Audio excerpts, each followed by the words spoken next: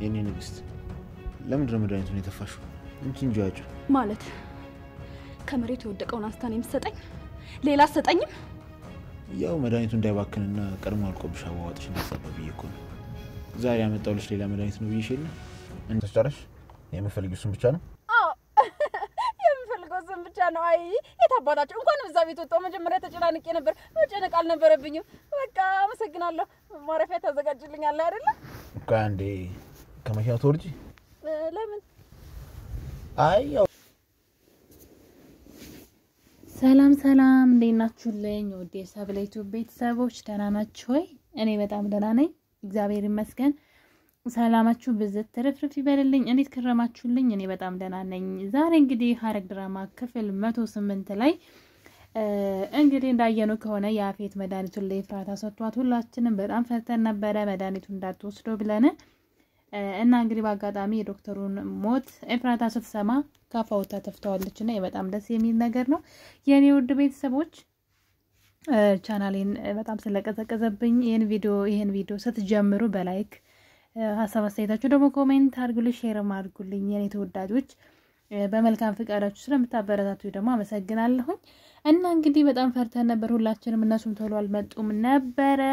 ኤፍራታ ሆዬ ሰጣትን መድኃኒት አፋ ውስጥ አድርገው ነበርና በጣም ሁላችንም ደንግጠን ነበር። ምክንያቱም እሱ ልጅ እርጉዝ መሆኗን ስላወቀ ልጅ እርጉዝ እንደሆነችና ከሱ እንዳልሆነም ስለሚያውቅ ስለራሱ ማለት ነው ልጁን ሊገልባት መድኃኒት መርዝ ነው በነገራችን ላይና እንግዲህ ኤፍራታ ዶክተሩ መሞቱን ስትጠይቀው ትላንት ቀን የሰማሁት ምናምን አረፍት ሰምቻለሁ ለዛ ነው ያልደነገጥኩት ምናምን ሲላት ኤፍራታ ቶሎ ብላ የጠረጠረችው ምክንያቱምና መድኃኒቱ ማን ሰጠህ ማን አዘዘልህ ታዲያ ዶክተሩ ከሌለና ያለችውና ነቄናት ጎበዝናት ብቻ ልጇ ተርፎላታል።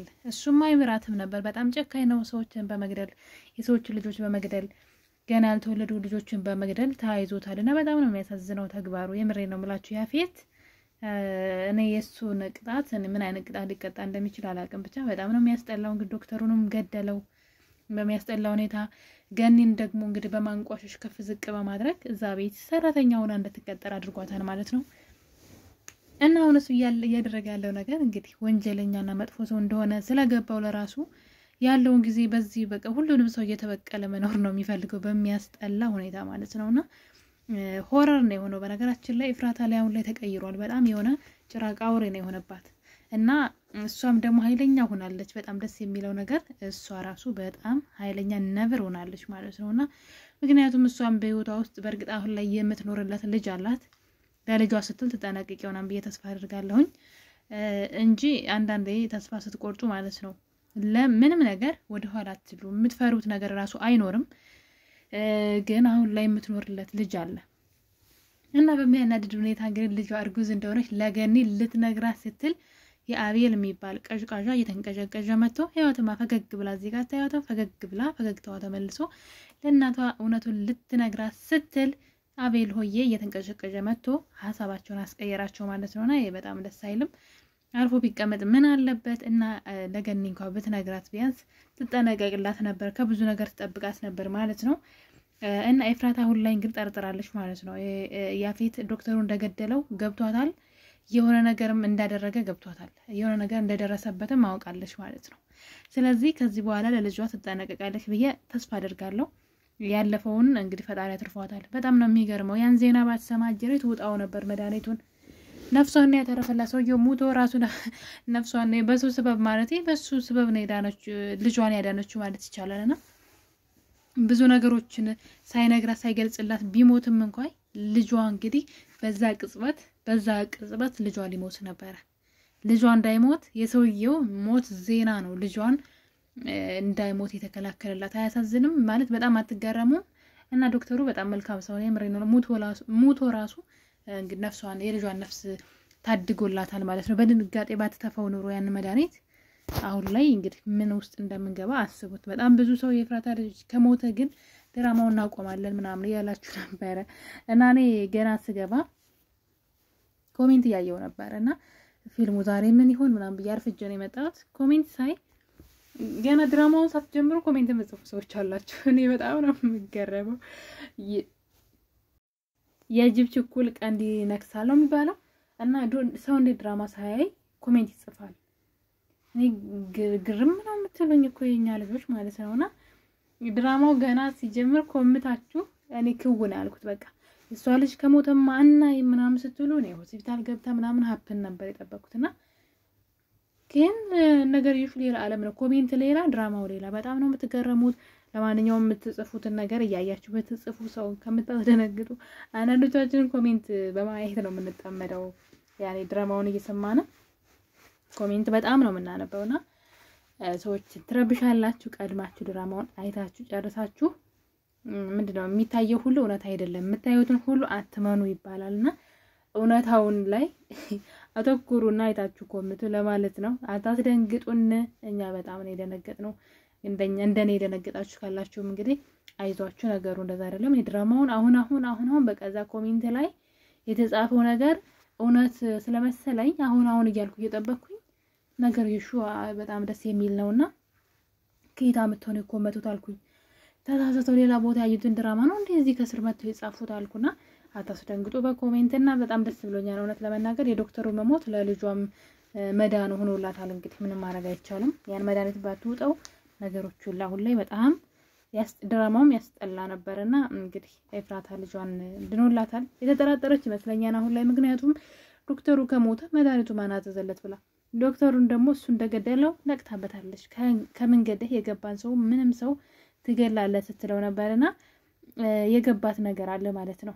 እንግዲህ ደኔኑ እንደተቀያየረ ባታቅም እሷ እርጉዝ እንደሆነች ያቀን ብላ ባታቅም ብቻ የሆነ ነገር ጠርጥራለች። ከዚህ በኋላ ከሱ ከያንዳንዱ እርምጃዋ ትጠነቀቃለች ከሱ ብዬ ተስፋ አድርጋለሁ።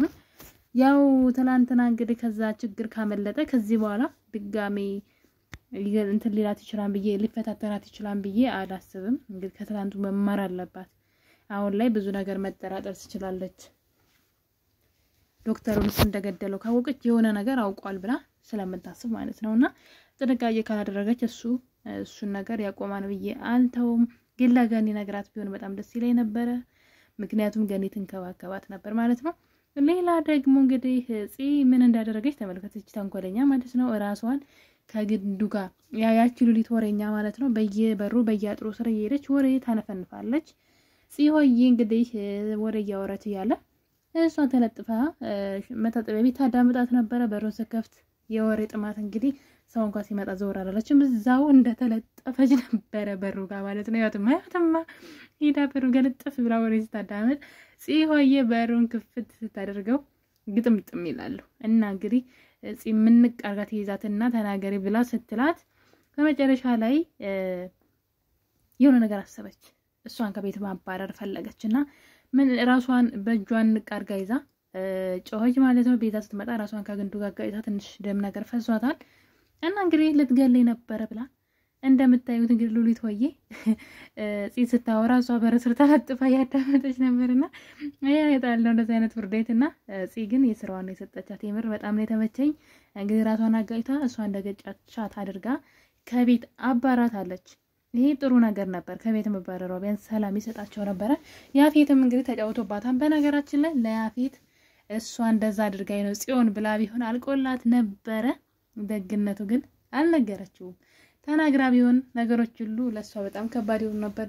እሱ በእህቱ ድርድር ያቀምና በሚያስጠላ ሁኔታ እንግዲህ ሉሊት አሁን ላይ ለጽዮን ያባቷን መሞት ነግራለሁ ካላስገባችሁ ይብላለች። ይሄን ነገር እንኳን ብትታለፍ ማለት ነው ይሄ ነገር ይቅርታ ቢደረግላ ብትታለፍ ራሱ ሌላ ያልሰማችሁ ሚስጥር አለ። እሱም ደግሞ ልጁ የናታን መሆኑን አላዳመጠችውም እሷ ማለት በዛ ደግሞ ታስፈራራቸዋለች ብዬ አስባለሁ። እሷ እንደሆነች ምንም ነገር አታጣም። በቃ የሰዎችን መረጃ ስለምትለቃቅም የሰዎችን ህይወት ስለምትከታተል ሰዎችን የምትጥልበት የምታስፈራራበት ነገር በፍጹም አታጣምና በጣም ነው የምታስገርመኝ ሉሊት። እና እንግዲህ ለጽ ያባቷ ሞት እናገራለሁ ብላ ስልክ እየደወለች ነበር። ቤዛም ደግሞ ወደ ክፍሏ እየሮጠች ሄዳለች። ትደርስላት ይሆን ወይስ እሷ እንዳሰበችው ተነግራታለች? እና በነገራችን ላይ ያው ጽ አታስተውስም ምንም ነገር ረስታለች ብለው ነው እንጂ ያልነገሯት እስከዛሬ ያባቷ ሞት ገና ድሮ ነበር የሚነግሯት። እንግዲህ እሷ ደውላላታለች። ስልኩን ካነሳችላትና ምናልባትም ቤዛ ካልደረሰች ይሄን ነገር ልትነግራት ትችላለችና ለጽ በጣም ከባድ ነው በርግጥ ነገሩን ማወቅ አለባት ብዬ የምስማማለሁ ነገሩን አውቃ ብትገላገል ይሻላል እስከመቼ ተደባብሰው ይኖራልና እሷ ግን ዛሬ ላይ እነሱ ማስፈራሪያ መንገድ አገኘሽ ማለት ነው ግዴው እንደምታየው ስልክ ደውላላት አንስታዋለች ጽ ደግሞ ማለት ነው እንዳትነግራት እኔም በጣም እየፈራው ነው እዛ ቤት ሌላ ችግር እንዳይፈጠር ነገረቻት ማለት የሉሊት የዛቤት እህልዋ እስከ መጨረሻው አለቀ ማለት ነው ከዚህ በኋላ እዛች ቤት ድርሽ አትላትም እንደማለት ነው ማለት ነው እና እኔ ቤተሰቦች የዛሬ ፕሮግራም ይመስል ነበር መልካም ምሽት